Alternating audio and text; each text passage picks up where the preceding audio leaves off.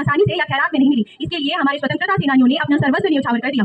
महात्मा गांधी जी की सत्य और अहिंसा की नीति, सुभाष चंद्र बोस जी की आजाद हिंद फौज का वो पराक्रम, शहीद आजम भगत सिंह चंद्रशेखर आजाद जी का आखिरी सांस तक आजाद रहने का वो महासंकल्प, ये कोई मामूली बात नहीं है। उन्होंने हमें आजादी देने के लिए कई सालों तक जेल की काला कोठरियों और काला पानी की सजाएं सही, ताकि हम और आप आजाद भारत में पैदा हो सके। इसलिए आज के महान अवसर पर हम सभी उन वीर सपूतों को नमन करते हैं। और मैं आप सभी से एक प्रश्न पूछना चाहती हूँ, आज जब हम 15 अगस्त अपना तिरंगा लहरा रहे हैं, तो क्या हम वास्तव में पूरी तरीके से आजाद हो चुके हैं, या बस हम हर वर्ष 15 अगस्त की सिर्फ और सिर्फ औपचारिकता पूरी कर रहे हैं? 15 अगस्त का दिन कहता आजादी अभी अधूरी है, सपने सच होना बाकी है, रावी की शपथ न पूरी है। 15 अगस्त का दिन कहता सपने सच होना बाकी है, रावी की शपथ न पूरी है।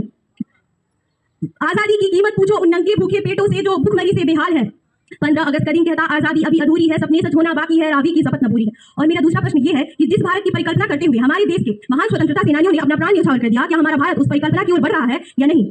हमारे देश के कुछ सालों में 150 से अधिक पेपर लीक हो चुके हैं, और इसके तहत हमारे देश के छात्र लोगों ने प्रदर्शन भी किया, और उनके प्रदर्शन के तले सरकार को झुकना भी पड़ा। लेकिन कई जगह पर अभी भी ये प्रदर्शन जारी है। और देश की इस परिकल्पना को देखिए, जो छात्र नेता 30 साल पहले इसी पेपर लीक के मामले में छात्र आंदोलन से उभरकर राजनीति में आए थे, और उन्हीं के 30 साल के बाद जब छात्रों के द्वारा इस तरह की चीजें हुई, तो उन्हें भी इस्तीफा देना पड़ा। हमारे समाज में हमारा जो संविधान है हमें अपनी आजादी एक्सप्रेस करने का अधिकार देता है, साथ ही में हमें ये भी मिलता है अधिकार कि हम भ्रष्टाचार के खिलाफ आवाज उठाएं। बट हाल फिलहाल में जो चीजें हमारे समाज में हुई है, जो भ्रष्टाचार के खिलाफ इत्यादि आवाज उठाते हैं, उनके अधिकारों की रक्षा न हो पाई है, और फेक इनकाउंटर इत्यादि में वो समारे गए। बिहार में अभी हाल ही के उप विधानसभा चुनाव में जो रिजल्ट आया है, उसने लोगों को ये सोचने पर मजबूर कर दिया कि जो पहले जो जाति धर्म इत्यादि के नाम पर जो लोग वोट देते थे, अब नहीं, लोग शिक्षा नीति और बेरोजगारी को मुद्दे को बनाकर के वोट दे रहे हैं। जिस तरीके से समाज में बहुत सारी चुनौतियां भी हैं, फिर भी हमारे जो देश के छात्र हैं वो आगे बढ़ करके स्काई रूट जैसे स्पेस मिशन में अपनी पहचान को बढ़ा रहे हैं, साथ ही फ्लाइंग कार का इनोवेशन कर रहे हैं, साथ ही में मेडल और नौकीपाल योजनाओं के तहत वो आगे बढ़ रहे हैं, और कॉमनवेल्थ में भारत का नाम सर्वस्व तरीके से ऊंचा कर रहे हैं।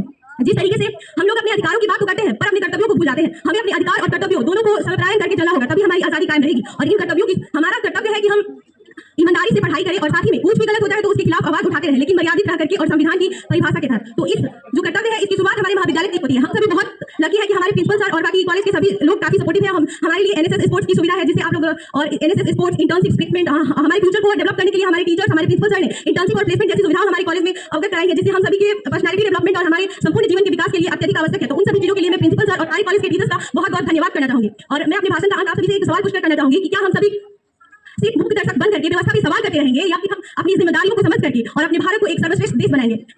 भारत कोई भूमि का टुकड़ा नहीं, ये जीता जागता राष्ट्र पुरुष है। भारत कोई भूमि का टुकड़ा नहीं, जीता जागता राष्ट्र पुरुष है। हिमालय इसका सिर है और कश्मीर इसका कारकीट है। बंगाल और पंजाब इसके दो कंधे हैं, बंगाल और पंजाब इसके दो कंधे हैं। ये वंदन की धरती है, ये अभिनंदन की धरती है। इसका कंकड़ कंकड़ हमारे लिए शंकर है, और इसकी नदी नदी हमारे लिए गंगा है। हम जिएंगे भी तो इस भारत के लिए, और मरेंगे भी तो इस भारत के लिए। और मरने के बाद भी गंगा जल में बहती हुई हमारी अस्थियों को कोई कान लगाकर सुनेगा, तो उसे बस एक ही आवाज सुनाई देगी, भारत माता की जय। धन्यवाद। जय हिंद, जय भारत।